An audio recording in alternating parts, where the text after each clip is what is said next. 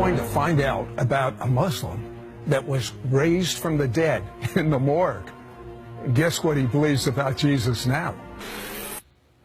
He developed a deadly disease. Tell me about that, Nasser.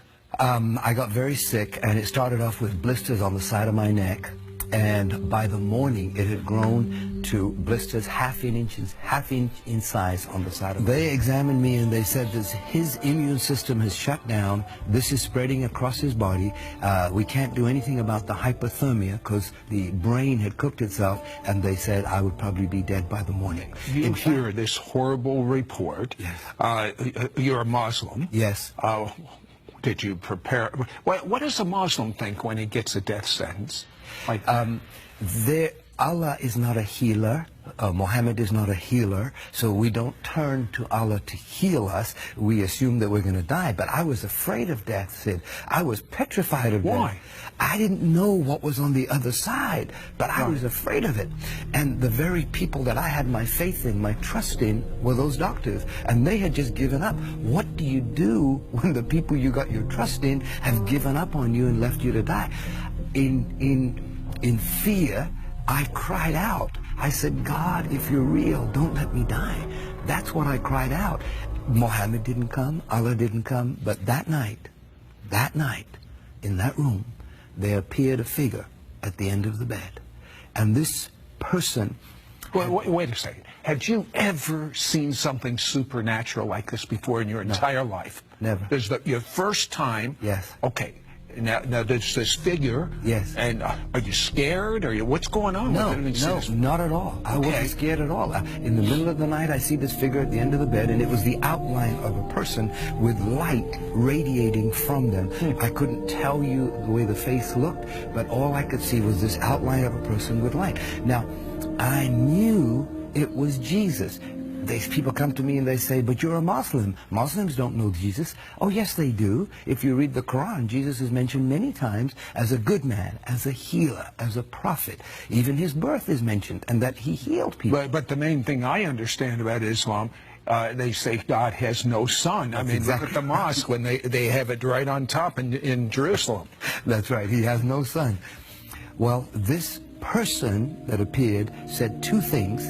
I'm the God of the Christians, and I'm the God of Abraham, Isaac, and Jacob. Wait a second. As a Muslim, isn't it Abraham, Ishmael, and Jacob? That's right. Ishmael was supposed to be the firstborn, right? Not Isaac, but that's not what this person said. Abraham, Isaac. So to me, it meant a whole lot. But even more astounding was that the next morning, the same doctors walked in and they said, we don't understand what's happened. It is a miracle. It has gone into remission. Instead of spreading, they are starting to decrease. Now, when they said that to you, what did you think? I said, look, I don't know what to tell you, but there was a person. You told them? Oh, they're going to put you in a mental ward. I told them there was Jesus here, and he healed me. And a Muslim saying that, they're going to put him away. They didn't believe me. And that became a test case in the city of Toronto. Why is this man alive? In fact, they said it's gone into remission so much, you can go home now. And I said, no, I don't want to go home. That was my security. That little room was my security. You wanted that man to come back? Yes, absolutely. This doesn't make any sense. Is this Jesus that appeared in my room, is he a prophet, the way the Muslims had taught me all my life? Or is he the Son of God? What did you do about that? I had that burning question. Is Jesus really the Son of God? And I got home that day, the day I was released from the hospital. The next morning, I wake up at 6 o'clock. I don't know why I woke up at 6, turned on the television. There were two men, just like here, talking about that very question. And on the screen, it says, is Jesus the Son of God? My goodness. Coincidence? I don't think so. That was the very question that was in my heart. And they're talking back and forth. And they were talking about how God sent his Son to die on the cross for our sins because of his love for us. Now, as a Muslim, what did this mean to you? It's so strange. Well, as a Muslim, I was taught all my life that to know that you're going to heaven, your good works have to exceed your bad works. And it's only through works. The only exception of that in Islam is called jihad.